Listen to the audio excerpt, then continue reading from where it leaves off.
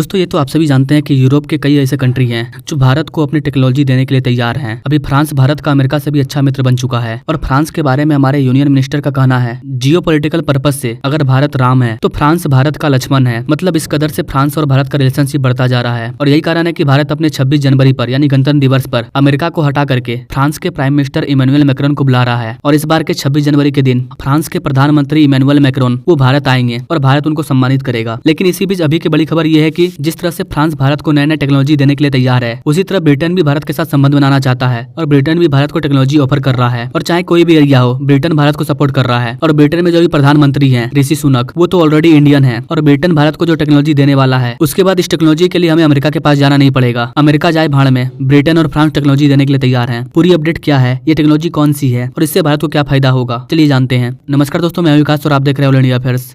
दरअसल दोस्तों, भारत के डिफेंस मिनिस्टर राजनाथ सिंह ये ब्रिटेन में 2 दिवसीय दौरे पर गए हैं और इसी में ब्रिटेन ने ये टेक्नोलॉजी भारत को ऑफर किया है। दरअसल दोस्तों, ब्रिटेन की कंपनी रोल्स रॉयस ने भारत को एक नए सिलेट इंजन तैयार करने का ऑफर किया है। ब्रिटेन का कहना है कि अगर भारत हमारे साथ मिलकर के इस इंजन को बनाएगा तो महज 10 साल के अंदर ये इंजन पूरी तरह से तैयार हो जाएगा। इसकी जरूरी जितनी भी टेस्टिंग है वो सब कम्प्लीट हो जाएगा। साथ ही भारत के फाइटर जेट विमान वगैरह को ऊर्जा प्रदान करने के लिए इसकी डिलीवरी भी शुरू कर दी जाएगी। और इतना ही नहीं गाइस, बल्कि ब्रिटेन भारत को 100% टेक्नोलॉजी शेयर करने का ऑफर कर रहा है। जी हाँ दोस्तों, 100% टेक्नोलॉजी शेयर करने का ऐलान कर रहा है। इसके अलावा ब्रिटेन भारत को इंटेलेक्चुअल प्रॉपर्टी भी देने के लिए तैयार है। यहाँ पर मैंने आपको 2 नए वर्ड बताया, पहला क्लीन स्लेट इंजन और दूसरा इंटेलेक्चुअल प्रॉपर्टी राइट। गाइस यहाँ पर क्लीन स्लेट इंजन का मतलब है कि जो भी इंजन बनाया जाएगा उसका डिजाइन बिल्कुल नया होगा। मतलब ऐसा इंजन जिसको किसी प्रीवियस इंजन को मॉडिफाई करके या उसको कॉपी करके नहीं बनाया जाएगा, ये बिल्कुल नया होगा। इंटेलेक्चुअल प्रॉपर्टी राइट वह लीगल डॉक्यूमेंट है जिसके तहत भारत को इस बात की छूट होगी। भारत इस इंजन को न सिर्फ आजादी के साथ यूज कर पाएगा बल्कि इसमें जो भी जरूरी बदलाव होगा वो भी कर सकता है। इसके अलावा इंटेलेक्चुअल प्रॉपर्टी का मतलब है कि हम इसे अपने फाइटर जेट वगैरह में लगा करके दूसरे देश को एक्सपोर्ट भी कर सकते हैं। और इस पूरी प्रक्रिया में हमें ब्रिटेन से किसी भी चीज के लिए परमिशन लेने की कोई जरूरत नहीं पड़ेगी। मतलब अगर इंटेलेक्चुअल प्रॉपर्टी राइट मिल जाए तो कोई भी हथियार वो पूरी तरह से इंडियन हो सकता है, जिसे लेकर के हम स्वतंत्र होंगे और किसी तीसरे कंट्री को भी शेयर कर सकते हैं। तो ये इंडियन डील भारत के लिए बहुत इंपॉर्टेंट है, बहुत ही खास है, क्योंकि इसमें इंटेलेक्चुअल प्रॉपर्टी राइट देने का वादा किया गया है। और ये प्रॉपर्टी सिर्फ ब्रिटेन नहीं बल्कि ये प्रॉपर्टी ब्रिटेन के साथ साथ फ्रांस भी भारत को देने के लिए तैयार है। ऐसे में ब्रिटेन भारत के साथ फ्रांस से एक कदम आगे निकल करके भारत के साथ डिफेंस डील को और विस्तार कर रहा है। ब्रिटेन ने कहा है कि भारत के इस 2 दिवसीय दौरे में वो हमारे डिफेंस मिनिस्टर राजनाथ सिंह को अपने टेम्पेस्ट 6 जनरेशन प्रोग्राम में हमारे डिफेंस मिनिस्टर यानी कि राजनाथ सिंह को ब्रीफिंग देंगे। यानी कि टेम्पेस्ट 6 जनरेशन से रिलेटेड जो भी मुख्य बातें होगी वो डिफेंस मिनिस्टर को बताया जाएगा, ताकि भारत भी टेम्पेस्ट 6 जनरेशन के प्रोग्राम में ज्यादा क्लियर विजन के साथ आगे बढ़ सके। कई आज से कुछ साल पहले टेम्पेस्ट प्रोग्राम भारत के लिए उतना इंपॉर्टेंट नहीं था, लेकिन अब जब चीन अपने 5th जनरेशन के प्रोग्राम का लगातार विस्तार कर रहा है और पाकिस्तान के पास भी बहुत जल्द चाइना के 5th जनरेशन का विमान आने वाला है, ऐसे में भारत के लिए भी ये प्रोग्राम जरूरी हो जाता है और हमें 6th जनरेशन फाइटर जेट पर अभी से काम करना स्टार्ट कर देना होगा। और इसके लिए टेम्पेस्ट प्रोग्राम भारत के लिए एक अच्छा प्रोग्राम बन सकता है। यहाँ पर आपको बता देगा, इसके टेम्पेस्ट प्रोग्राम को विकसित करने के लिए ब्रिटेन, इटली, जापान एक साथ आ चुके हैं। इसका मतलब है कि इस प्रोग्राम में लगने वाला जो भी डिजाइन होगा, लैंग्वेज होगा, सॉफ्टवेयर होगा, टेक्नोलॉजी होगा, वो सभी अत्याधुनिक होगा, क्योंकि जापान, इटली, ब्रिटेन ये सब टेक्नोलॉजी में काफी आगे हैं। और जब ये सारे कंट्री एक साथ मिलकर के इस प्रोग्राम को अंजाम देंगे तो ये पूरा प्रोग्राम अत्याधुनिक होगा। और अगर इस प्रोग्राम में भारत भी एंटर कर जाता है तो ये और भी ज्यादा अत्याधुनिक हो जाएगा और एयरक्राफ्ट के डिमांड की संख्या तेजी से बढ़ जाएगी, जिसकी वजह से इसको विकसित करना न सिर्फ सस्ता होगा बल्कि इसका प्रोडक्शन रेट भी बढ़ेगा। लेकिन अब यहाँ पर भारत के लिए एक सवाल आ रहा है कि जब ब्रिटेन और फ्रांस दोनों एक साथ सेम ऑफर कर रहे हैं तो भारत को किसके साथ डील करना चाहिए, फ्रांस को या ब्रिटेन के साथ? आप अपनी राय कमेंट बॉक्स में जरूर बताइएगा। जाते जाते आपको बता देगा इसकी आज 22 साल बाद रक्षा मंत्री राजनाथ सिंह ब्रिटेन गए हैं और बताया जा रहा है कि इस यात्रा से दोनों देशों के रणनीति व सुरक्षा साझेदारी को बल मिलेगा और लड़ाकू विमानों के विकास समेत अन्य सैन्य मंचों में साझेदारी के मुद्दे पर बातचीत होगी। तो हमारे रक्षा मंत्री की इस यात्रा के दौरान अगर ब्रिटेन और भारत के बीच में कोई बड़ी डील होती है तो उस पर मैं अलग से वीडियो ला दूंगा। Thank you for watching. मिलते हैं नेक्स्ट वीडियो में नई जानकारी के साथ, तब तक के लिए जय हिंद।